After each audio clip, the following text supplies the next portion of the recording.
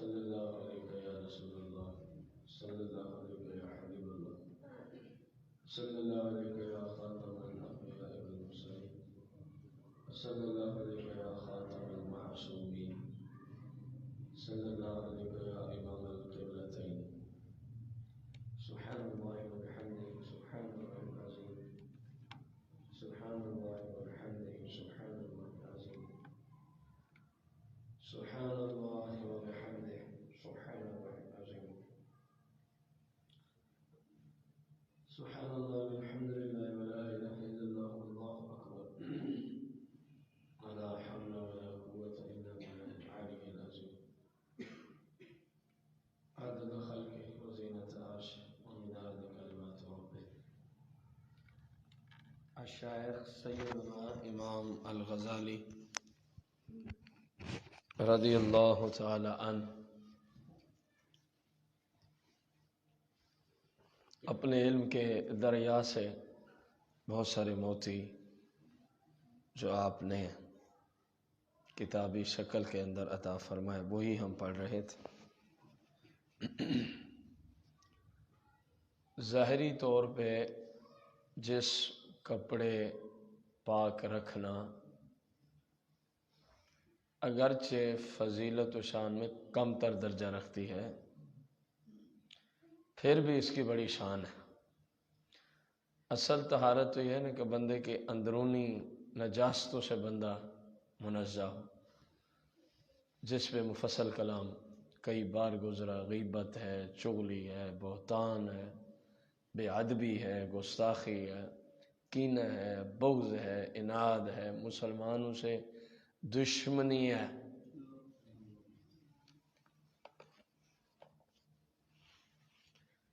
امام غزالی فرماتے ہیں بشرطے کہ جو طہارت ظاہری کے لیے اصول ہیں، قواعد ہیں، قانون ہیں، آداب ہیں، ان کا خیال کریں گے تو کوئی ثواب مل سکتا ہے۔ اس میں کسی قسم کا وسوسہ اور فضول خرچی نہ ہو، اس لیے کہ جب وسوسہ اور فضول خرچی کی حد تک کوئی بندہ طہارت میں پڑا رہتا ہے تو وہ پھر طہارت شریعت کی روشنی میں ناپسندیدہ ہو جاتی ہے، اور طہارت کرنے والا الٹا گناہ میں مبتلا ہو جاتا ہے۔ یہ تمام تر احتیاط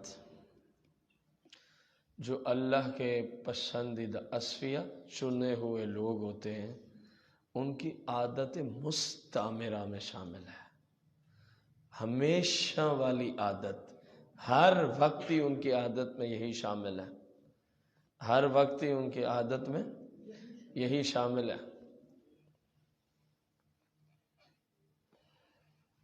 مثال کے طور پر جرابیں یا موزے پہننا، چادر سر پہ ڈالے رکھنا، اور پانی کے پاک ہونے کے لیے بلا وجہ ایویں خام خواہ تردد کرتے رہنا، اور یقینی صورت کو سامنے لانا، اور اپنے وضو کرنے والے برتن کو کسی کو ہاتھ نہ لگانے دینا، یہ عادات بھی سبھی عمدہ ہیں۔ اسی لیے فقہاء کرام جو راہ تصوف سے لگاؤ نہیں رکھتے، انہیں اصفیاء کے ایسے اعمال و افعال پر اعتراض شرعی طور پہ نہیں بنتا، ان کی اپنی طبیعت کا سسٹم ہوتا ہے۔ یوں ہی اصفیاء کو بھی چاہیے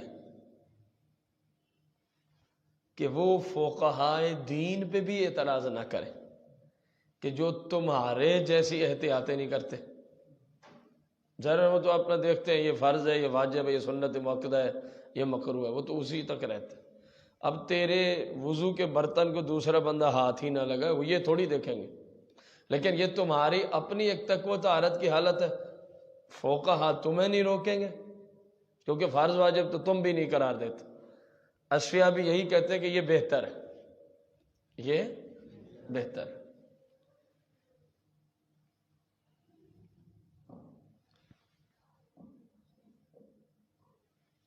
امام غزالی اس جگہ فرماتے ہیں کچھ شرائط ہیں جن کا لحاظ ضروری ہوگا، ان میں سے شرط اول وہ یہ ہے کہ جسمانی طہارت میں اتنا وقت صرف کرے کہ اس سے افضل ترین کاموں میں اس کا یہ عمل حرج کا سبب نہ بنے۔ یعنی اگر کسی کو حصول علم کی صلاحیت میسر ہو یا ایسی قوت فکر رکھتا ہے، سوچ و صلاحیت کی، سوچنے کی قوت رکھتا ہو جو حقائق کو کھولنے میں، واضح کرنے میں اضافے کا سبب بنے، یا کسی ایسے کام میں مشغول ہو جو اس کے اہل و عیال یا اپنی ذاتی ضروریات کی کفالت کا باعث ہیں، تاکہ اسے کسی کے سامنے کپڑے کے لیے، جوتے کے لیے، کھانے پینے کے لیے، زندہ رہنے کے لیے ہاتھ دراز کرنے کی شرمندگی نہ اٹھانی پڑے اور دوسروں سے مانگ کر نہ کھانا پڑے۔ جسمانی طہارت میں تصنع و تکلف و بناوٹ سے کام لینا مذکورہ بالا ذمہ داریوں سے اعراض کے مترادف ہے۔ کیا مطلب ہے؟ آپ دین پڑھ سکتے ہیں، آپ دین پڑھا سکتے ہیں، آپ کو حلال روزی کما سکتے ہیں، معذور نہیں ہیں آپ، اللہ نے آپ کو صحیح سلامت عذاب بخشے ہیں، تو ان چیزوں کا وقت آپ ضائع کر رہے ہیں۔ جب بھی آئے جناب وضو پہ بیٹھے، ٹائم پہ ٹائم۔ بعض بندوں کو آپ نے دیکھا ہوگا 10 بندے وضو کر جائیں، ایک بندے کا وضو ختم نہیں ہوتا۔ امام غزالی فرماتے ہیں یہ تصنع ہے یا تردد ہے۔ وہ ساتھ دھو لے گا، پھر کہے گا پتہ نہیں دھو لیا کہ نہیں، پھر نئے سرے سے شروع۔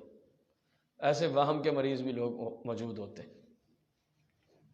فرمایا وہاں جو ضرورت ہے اسلام میں اس کو پورا کر اور آگے جا کے اپنا دوسرا کام شروع کر۔ یہ وضو ہے، اسی طرح لباس کی بات ہے، اسی طرح غسل کی بات۔ اللہ تعالیٰ ہمارے حال پہ رحم فرمایا، بعض بندے غسل کرنے جاتے ہیں، پتہ لگتا ہے پتہ نہیں سو گئے ہیں یا مر گئے ہیں اندر، اتنا ٹائم لگا دیتے ہیں غسل۔ حالانکہ غسل 5 7 8 9 منٹ بس، بندہ بار، یہ ہے غسل۔ ٹائم کیوں ضائع کریں؟ اتنا ٹائم آپ کوئی کام کر لیں، دین کا کر لیں یا دنیاوی کوئی کام کر لیں۔ سمجھ آ رہی؟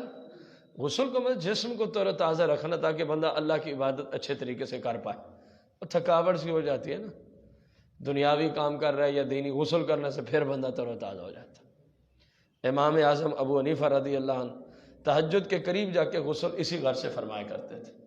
سارا دن بھی پڑھانا، ساری رات بھی پڑھنا، ظاہر پھر تھکاوٹ، غسل فرما لیتے، پھر نئے سرے سے کام شروع۔ اسی لیے ہمارے استاد صاحب نے ہمیں بتایا تھا کہ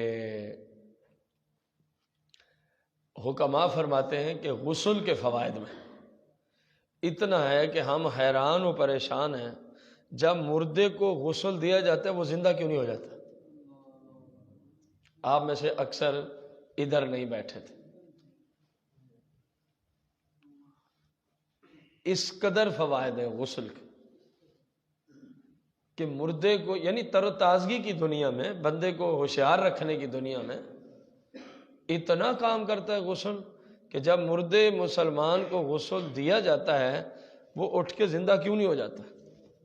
آپ اندازہ لگائیں۔ لیکن شادی شدہ پہ جس وجہ سے غسل فرض ہوتا ہے اس میں بھی انہوں نے اسی کے متضاد کلام کیا ہے، خصوصاً جو بس ہر وقت جن کا کام ہی یہی ہے۔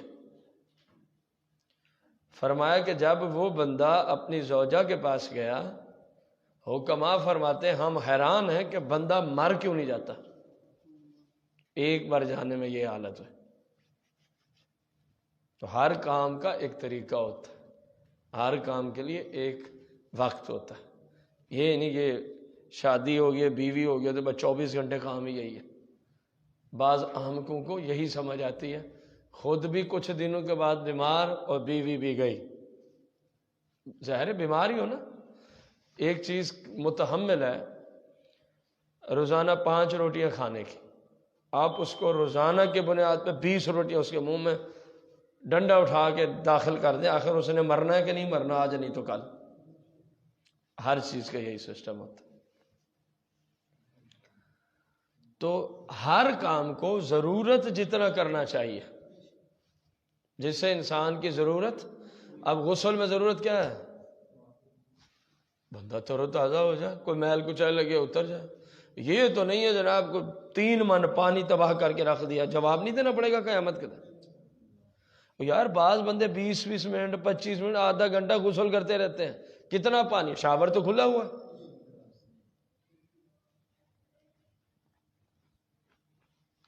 ضرورت ہے یا اسراف ہے؟ ضرورت کے تحت بس۔ غسل فرض ہے، آپ کہیں جی زلفیں ہیں داڑھی ہے، تو اس کا بہترین حل ہوتا ہے آپ جہاں غسل کرتے ہیں وہاں برش رکھیں کنگھی کرنے میں، پہلے برش، ادھر شاور چلائیں، سر پہ پانی آ رہا ہے برش پھیریں، تسلی ہو گئی، بال سیدھے ہو گئے، ساتھ کنگا پڑاؤ، پھر کنگے کی جو موٹے دندانے ہوتے ہیں وہ پھیریں، مزید تسلی ہو گئی، پھر شاور کھولیں، باریک سائڈ سے کنگا پھیریں۔ مجال ہے کہ آپ کو 10 منٹ سر میں پانی کھولنا پڑے، تھوڑے سے پانی سے ایسی تسلی ہوئی کہ 20 منٹ بھی آپ زلفوں پہ شاور کھول کے کھڑے رہیں، آپ کو وہ تسلی نہیں ہوتی، پانی جڑوں تک پہنچتا ہی نہیں۔ احتیاطیں کرے بندہ، ٹائم بھی بچا، پانی بھی بچا، تسلی بھی ہو گئی۔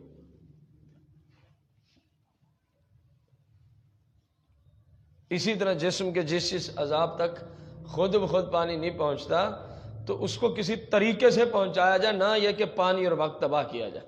طریقے سے پہنچانے میں دونوں چیزیں بچ جاتی ہیں، آپ کا وقت بھی بچ جاتا ہے، وہ پانی بھی بچ جاتا ہے۔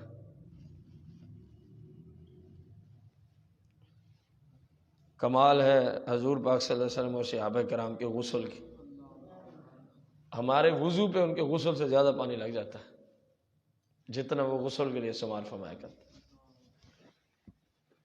اور ان جیسا غسل ہم سوچ بھی نہیں سکتے جتنا اعلیٰ قسم کا غسل فرماتے تھے۔ آگے دیکھیں، فرمایا جسمانی طہارت میں تسنع، تکلف، بناوٹ، یہ کون سا کوئی کام ہے؟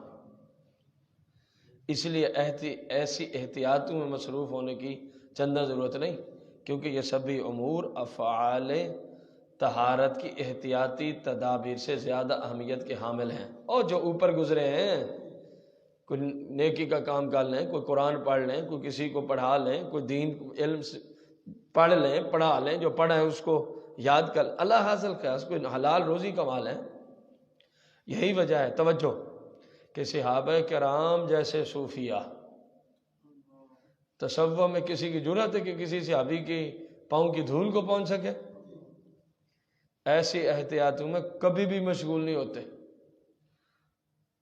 بلکہ وہ ننگے پاؤں سفر کر لیتے زمین پر، بغیر کسی جائے نماز مصلی بچھائے نماز ادا فرما لیتے، زمین پر بیٹھے کھانا کھانے لگتے، ہاتھوں سے پاؤں کے تلوے صاف کر لیتے، جانوروں کے پسینے سے پریشان نہ ہوتے، بلکہ وہ ان باتوں سے ماورا سوچے ہوئے دل کی طہارت اور نظافت کا زیادہ سے زیادہ اہتمام فرماتے۔ ان کے دل بڑے پاکیزہ ہوتے تھے۔ اب کھانا ہی کھانا ہے نا، انہیں یہ نہیں سوچنا جناب وہ کوئی چارپائی لے آؤ جی، میز لگاؤ جی، کرسیاں لگاؤ، سکون سے دسترخوان لگاؤ، ٹھیک ہے جی ادھر ہی کھا لیتے، مسئلہ کوئی نہیں، ٹائم بھی بچا، سامان بھی بچ گیا۔ یہ مثالیں دینے کا مطلب یہ ہے۔ نماز پڑھنی ہے، جگہ پاک ہے، مصلی تلاش کرو فنا، وہ ویسے کھڑے ہو کے نماز شروع کر دیتے، ٹائم بچے بس، کیونکہ وہ زیادہ کوشش فرماتے تھے اپنے دل کی باطنی طہارتوں پر۔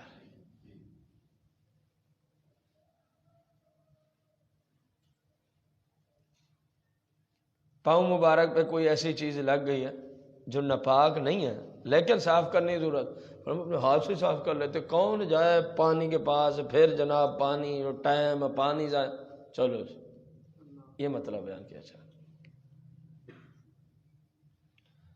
ظاہر ہے ان کی سواریاں جانور ہی ہوتے تھے، اونٹ ہے، گھوڑا ہے، گدھا ہے، یہ 3 سواریاں ہوتی تھی، وہ ان کے پسینوں سے پریشان بھی نہیں ہوتے تھے، اب فلاں فلاں چیز تلاش کریں گے، پہلے اوپر رکھیں گے پھر بیٹھیں گے، پھر کون سا کوئی ناپاک ہے ان کا پسینہ؟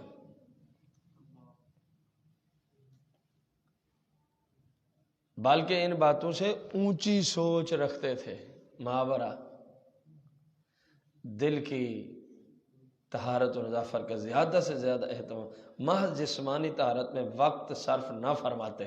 لہذا اگر کوئی شخص ان امور کو بجا لانے میں صوفیوں کی سی احتیاط سے کام نہیں لیتا تو صوفیوں کو اس بندے پر کوئی اعتراض کرنے کا حق، امام غزالی جیسا بھی کوئی صوفی ہے لیکن بندہ پڑھا لکھا تھا، جاہل صوفی نہیں تھا، فرق اتنا ہے۔ اور یوں ہی کوئی غفلت کا شکار ہونے کے باعث ان احتیاطیوں کو ملحوظ خاطر نہیں رکھتا، اسے بھی کوئی حق حاصل نہیں کہ بلا وجہ صوفیوں پر الزام ٹھہرائے۔ دوسری شرط، طہارت کی دوسری شرط یہ کہ انسان اپنے آپ کو ریا اور رعونت سے بچائے، دکھلاوے مکھلاوے کا چکر نہ ہو، کیونکہ جو ایسی احتیاط کرتا ہے وہ تمام تر سر سے لے کر پاؤں تک گویا سارا جسمی زبان ہے،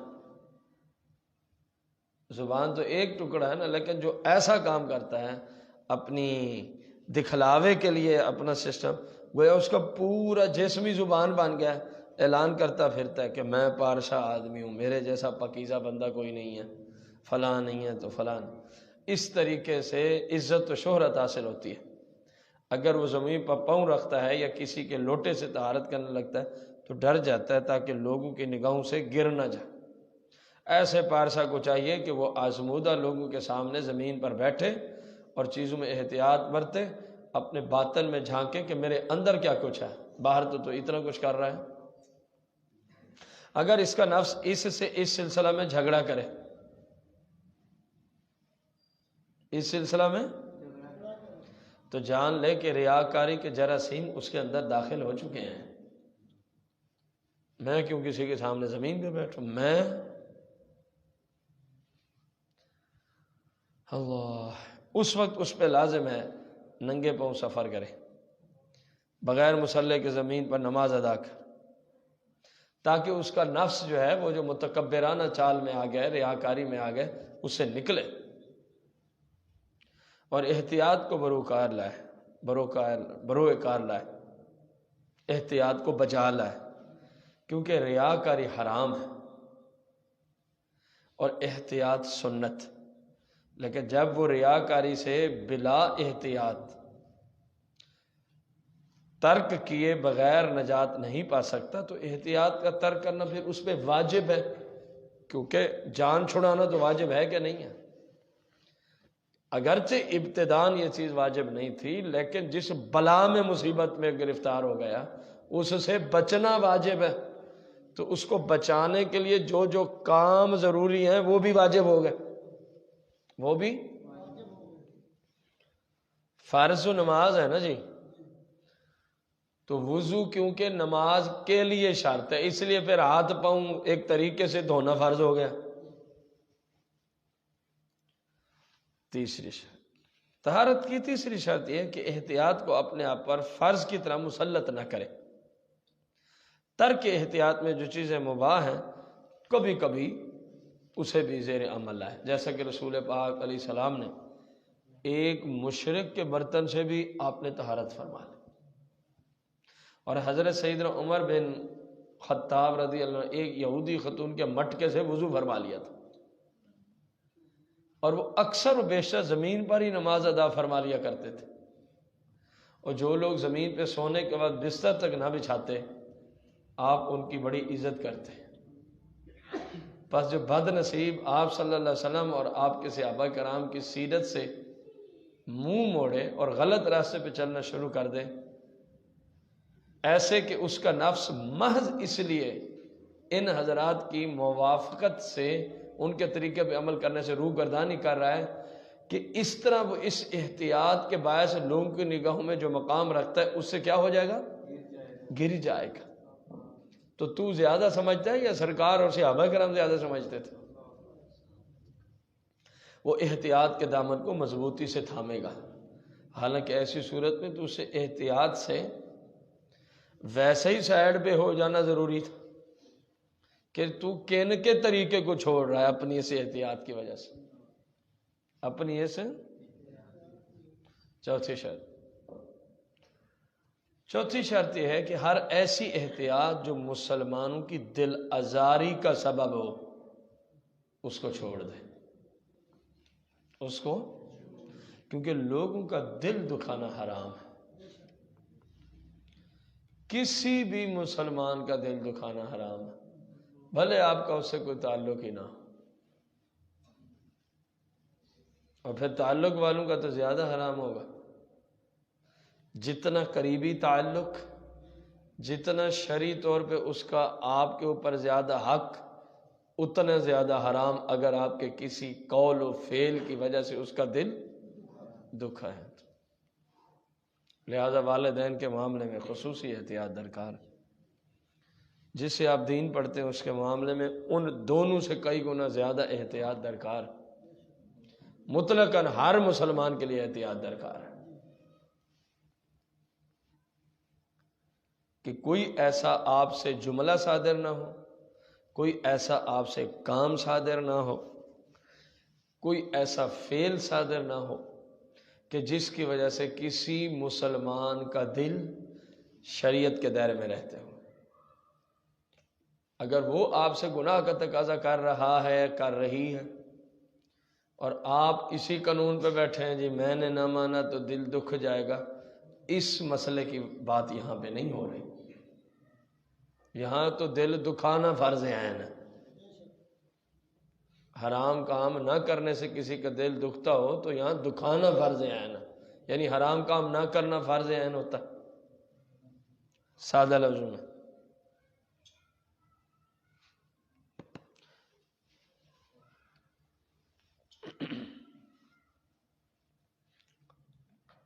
توجہ کریں،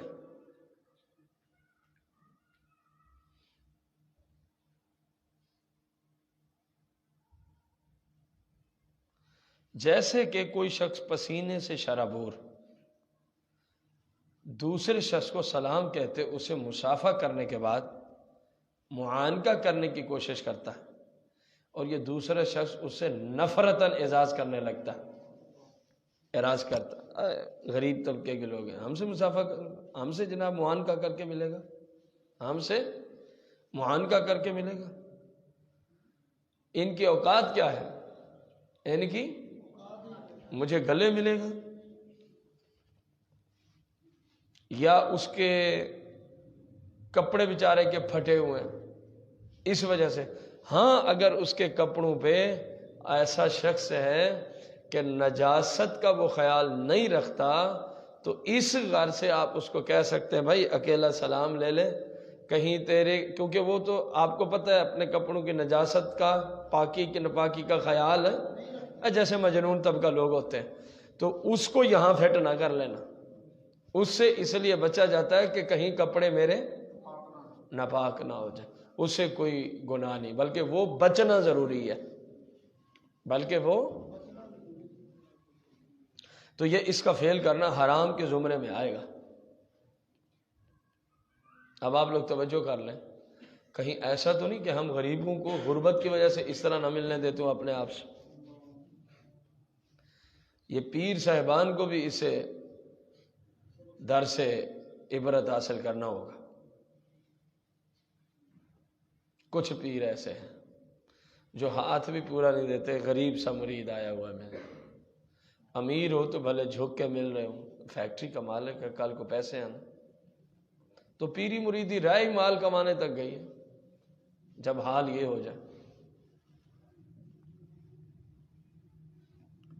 یا کچھ پیر صاحبان ہیں جناب، سلام کریں گے غریب بندے سے تو 60 ٹیشو پیپر ہاتھ پہ پھیرا جائے گا۔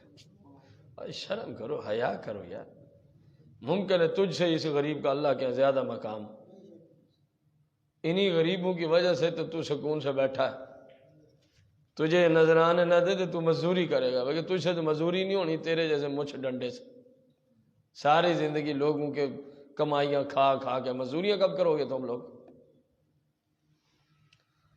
کسی غریب شخص کو آپ کبھی نفرت سے نہ دیکھیں. سمجھ آ رہی ہے بات؟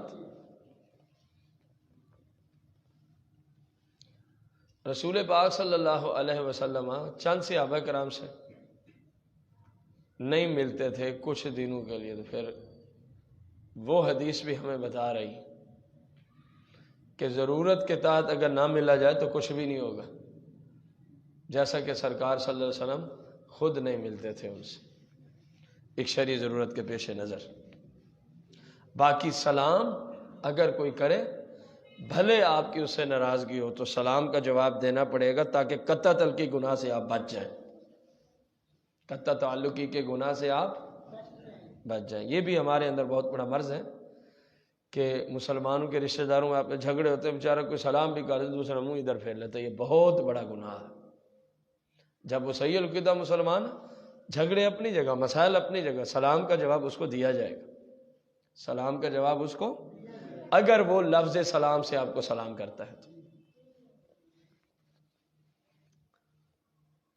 اچھا جی آگے. اس لیے کہ مسلمانوں سے اچھے اخلاق اور محبت سے پیش آنا اور مسلمانوں کا تقرب حاصل کرنا تیری ہزارہ احتیاطوں سے زیادہ برکت اور افضل والا کام ہے.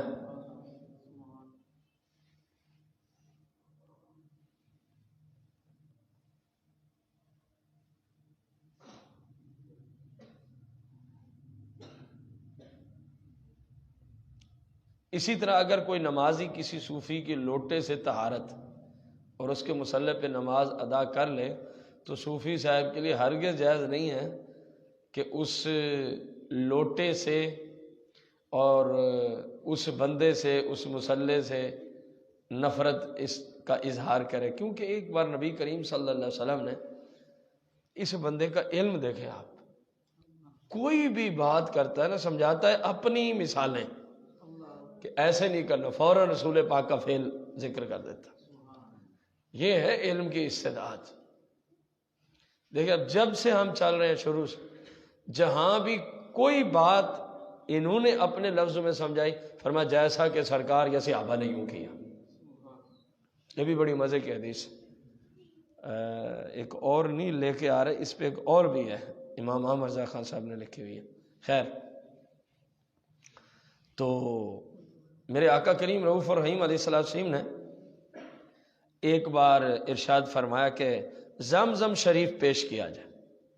سیدنا عبداللہ بن عباس رضی اللہ عنہما عرض کرنے لگے، یا رسول اللہ صلی اللہ علیہ وسلم، جو اس وقت زمزم شریف موجود تھا، اس میں تو بہت سے لوگوں ہاتھ مارے ہیں، آب زمزم میلا ہو چکا، لہٰذا میں ڈول لاتا ہوں اور تازہ پانی زمزم کے کنویں سے نکال کے پیش کرتا ہوں، کچھ دیر مجھے آپ عطا فرما دیں.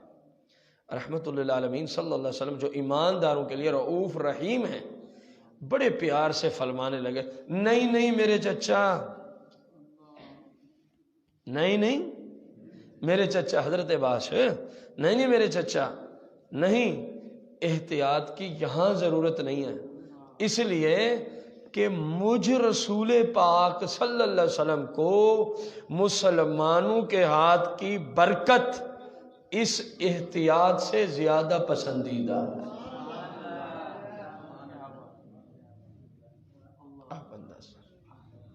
یہاں مسلمانوں کے ہاتھ کی برکت ہے. امام احمد رضا خان صاحب فرماتے ہیں سرکار صلی اللہ علیہ وسلم مسلمانوں کے پیے ہوئے پانی کے بچے ہوئے پانی کو اپنے لیے فرماتے یہ باعث برکت. آپ اندازہ کریں. اور وہاں سے یہاں زیادہ مسئلہ ہے. وہاں تو چلو پیا ہے، یہاں وہ جملے بول رہے جناب لوگوں نے پتہ نہیں کس کس طرح ہاتھ دھوئے ہوئے ہیں، پانی کچھ میلا ہو. فرمایا مجھے مسلمانوں کے ہاتھوں والی برکت والا پانی اس احتیاط سے زیادہ اچھا لگتا ہے کہ آپ نیا پانی لے کے. اور یہاں باپ بیٹے کا بچا ہوا نہیں پیتا، اور بیٹا باپ کا بچا ہوا نہیں پیتا، بہن بھائی کا بچا ہوا نہیں پیتی، اور بھائی بہن کا بچا ہوا نہیں پیتے. کئی بیویاں شوہر کا بچا ہوا نہیں کھاتی پیتی، کئی شوہر بیوی کا بچا ہوا نہیں کھاتے پیتے، اور وہاں اللہ کے بعد جو سب سے اونچے ہیں، عام مسلمانوں کے ہاتھ لگے ہوئے پانی کو اپنے لیے برکت والا پانی سمجھ رہے ہیں۔ کمال ہو گئے۔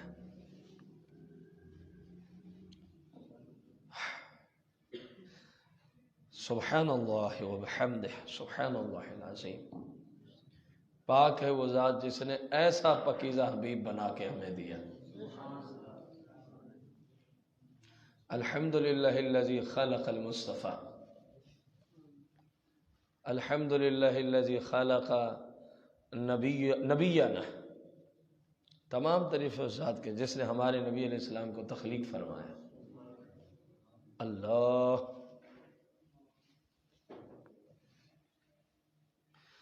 امام غزالی اسی پر یوں فرماتے ہیں، اللہ اکبر،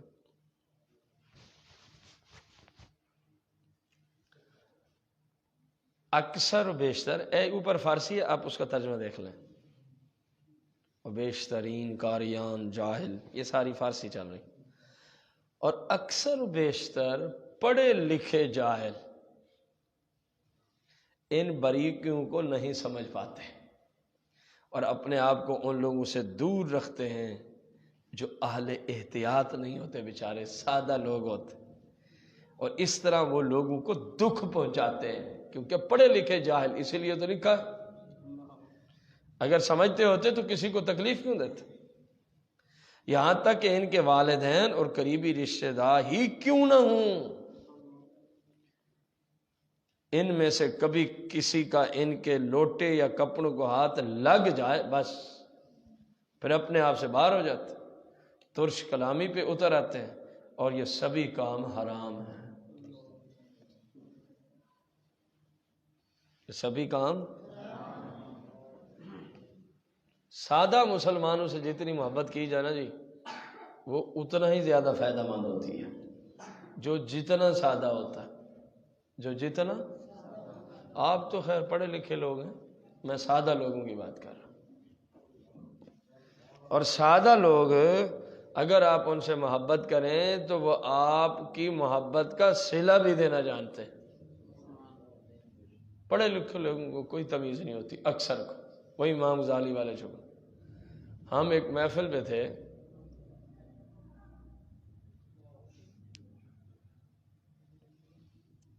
میرا خیال ہے کہ صرف اس بندے کے جملے سننا آپ، صرف گوشت کی جو ڈشیں تھیں پتہ نہیں مختلف 5 قسم کی تھیں یا کتنی تھی، باقی ڈشیں الگ، صرف گوشت، مثلا مچھلی، دیسی مرغی، فلاں کٹے کا، یہ اس قسم کا، یہ اس قسم کا، اعلیٰ حاصل قیاس۔ اور جب ہم پھر آنے لگے، پتہ اس کے جملے کیا تھے؟ گاڑی میں بیٹھنے لگے تو وہ میزبان آتے ہی ہے نا سلام لینے، اس کے جملے کیا تھے؟ سادہ لوگوں کی مثال دے رہا ہوں، ناراض نہ ہونا، ہم جاہل سے لوگ ہیں، جانگلی لوگ ہیں، خدمت نہیں کر سکے آپ کی، ناراض ہو کے نہ جانا، ہم جانگلی لوگ، ہم اپنے آپ کو ایسا کہیں گے؟ اتنا کچھ، ہمیں گھر میں بھلے دال سے ایک ٹائم روٹی نہ ملتی ہو، اور گئے تو تبلیغ ہی کرنے تھے، کون سا اس کی بیٹی کا رشتہ لینے گئے ہوئے تھے ہم؟ سمجھ آ رہی ہے نہیں آ رہی؟ ہم مر جائیں گے، اپنے نفس کو گھٹانے والا جملہ کسی کے سامنے نہیں رکھیں گے، اور وہ اتنا کچھ کر کے، اتنا کچھ، آپ میرے خیال میں اس محفل میں ساتھ ہی تھے، اتنا کچھ کر کے پھر جملے کیا بول رہے ہیں؟ ہم جانگلی لوگ ہیں، جاہل لوگ ہیں، علماء کی عزت نہیں کرنا جانتے، ناراض نہ ہو کے جانا۔ میں نے نا اس بندے کو، میرے خیال میں نے گلے لگائے، میں نے کہا یار آپ کیسی باتیں کر رہے ہیں، اتنی عزت تو ہماری اپنے گھر میں کوئی نہیں کرتا، جو دین کی وجہ سے آپ نے ہماری عزت کی، اتنے سارے لوگ بلائے، کتنا بڑا مجمع تھا، یہی تھوڑی عزت ہے کہ مفت میں آپ کو سٹیج اس نے دیا، سینکڑوں کی تعداد میں ان کا مجمع تھا، کہ ہم نے رسول پاک کا یہاں کے دین سکھایا، یہی سب سے بڑا اس کا احسان ہے ہمارے اوپر، اگر انسانیت ہمارے اندر ہو تو۔ نہ ہو تو پھر بات یہی ہے. وہیں ایک بندے نے کہا جی ہم نے ایک عالم دین کو کہا جی آپ کو بلانا ہے. اس نے کہا جی 1 گھنٹے کا 40,000. انہوں نے کہا ٹھیک ہے 40,000 دے دیں گے لیکن مہربانی کریں بیان 1.5 گھنٹہ کرنا ہے. اس نے کہا پھر میں نہیں آتا. میں نے کہا آپ اس کو 60,000 دے دیتے. اس نے 1.5 گھنٹہ بیان کر دینا تھا. یہ ہماری انسانیت کا حال ہے اور جن کے پاس ہم جاتے ہیں ان کا یہ حال ہے. قیامت کے دن رب نہیں پوچھے گا ان لوگوں سے. میرا خیال ہے جس طرح کا اس کا حال تھا نا, شاید اس نے زندگی میں اپنے لیے اتنے کھانے ایک ٹائم پہ کبھی بھی نہیں بنائے ہوں گے. میرا ایک خیال ہے تمہاری وہ اتنی عزت کریں تمہاری وجہ سے کہ ان کی گاڑی آگے جوتے نہ پہنے ننگے پاؤں دوڑے ہیں. تمہاری اوقات کیا ہے؟ یہی رسول پاک کی 2-4 حدیثیں تمہیں آتی ہیں نا, تو حدیثوں پہ عمل تو کرو. پھر یقین جانے ننگے پاؤں دوڑا. میں نے کہا یار جوتے تو پہن لے. ہر عالم کے ساتھ اسی طرح کرتے ہو.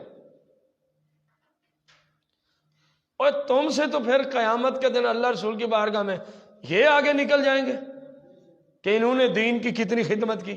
اور دین کی وجہ سے سب کچھ کر رہے ہوتے ہیں. ہماری کوئی شکلیں دیکھنے کے قابل تھوڑی ہیں.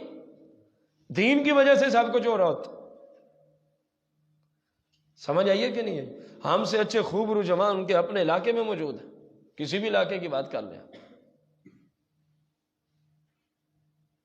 تو کم از کم جن کو اللہ نے کوئی 1-2 حرف دیے نا, ان کو انسانیت کے دائرے میں رہنا چاہیے. انسانیت کے. اب یہ کوئی اسلام کا طریقہ ہے؟ اور 40,000 تو نے منہ پھٹ اپنا منہ کھول دیا, تجھے دے تو رہے.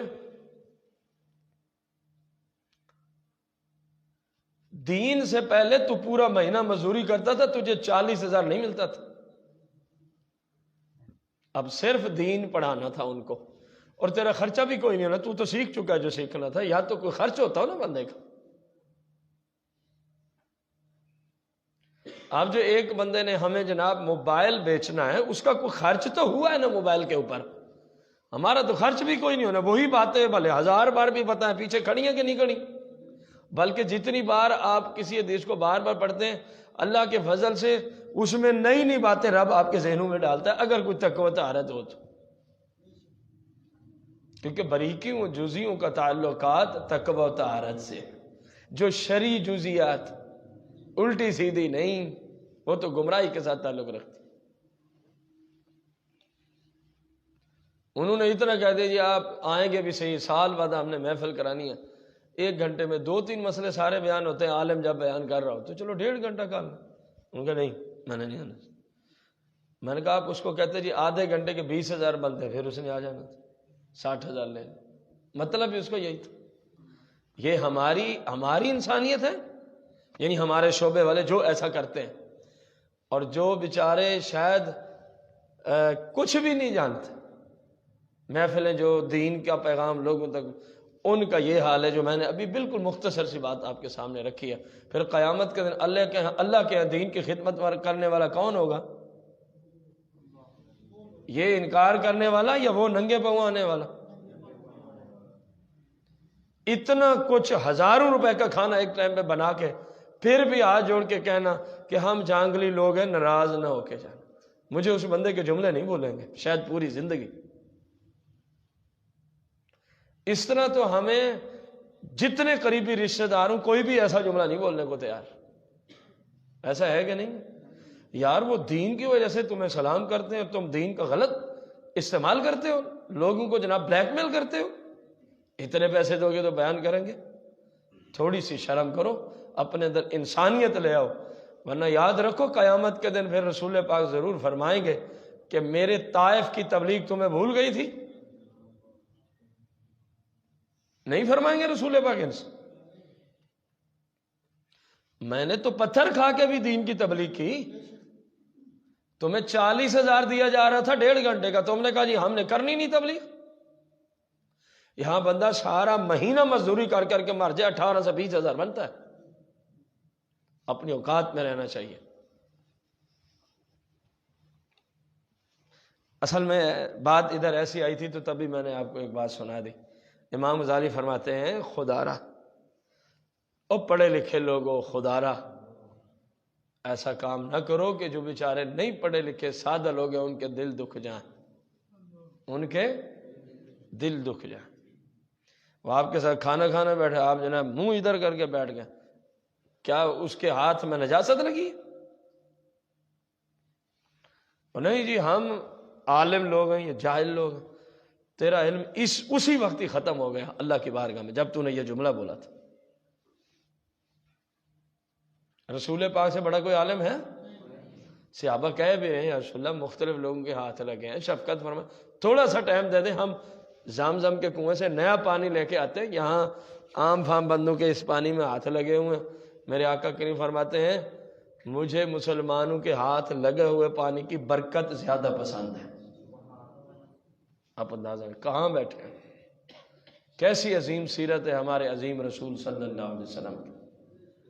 اور آج کے پیروں اور مولویوں کا حال آپ خود جانتے ہیں، سب سے زیادہ نخرے انہی کو ہیں، مفت میں جو سب کچھ ان کو ملتا ہے۔ بندے کو اپنی اوقات نہیں بھولنی چاہیے۔ ٹھیک ہے آپ 2-4 حدیثیں پڑھ گئے، عالم دین ہیں، مفتی صاحب ہیں، شیخ الحدیث ہو گئے، شیخ التفسیر ہو گئے ہیں، تو ہم سارے نام کے ہی، تو کم از کم اپنی اوقات میں رہیں۔ رسول پاک کی امت کو گھٹیا نہ سمجھا کریں۔ رسول پاک کی امت سے نفرت ہے تو رسول پاک کے صحابہ کی پاؤں کی دھول کے برابر نہیں ہے۔ سرکار کو دیکھ تو صحیح، کہیں آپ اپنے غلاموں کا پیا ہوا پانی اپنے لیے برکت سمجھ کے نوش فرما لیتے، اور تیرے ساتھ مرید نہیں بیٹھ سکتا۔ میں مختلف علاقوں میں جاتا ہوں نا جی، بندے جو بھی چیز ہے وہ آپ اوپر بیٹھ گئے نا جی، تو اکثر ماحول یہ ہوتا ہے کہ جو بھی آئے گا نا نیچے ہی، اور یار جگہ پڑی ہے، کرسیاں بھی پڑی ہیں، چارپائیاں بھی پڑی، نہیں پیر صاحب اور عالم جب اوپر بیٹھے ہو تو نیچے ہی بیٹھتے۔ ان 2 نمبر پیروں نے ان لوگوں کو سکھلا رکھا ہے کہ پیر کے برابر نہیں بیٹھنا، بے ادبی ہو جائے گی۔ اللہ کے فضل سے ہم تو، اللہ کے فضل سے ہم کچھ نہیں، اللہ کے فضل میں تو سختی سے اٹھا کے ان کو اپنے ساتھ بٹھاتا ہوں، ادھر بیٹھو، جو کچھ ہوتا ہے اس کو ہونے دے۔ بچے گواہ ہیں میرے ساتھ، جو بچے ہوتے یہ اللہ کا فضل ہے، ہم تو کسی کھاتے کے ہی نہیں ہیں، ہماری تو کوئی اوقات ہی نہیں ہے۔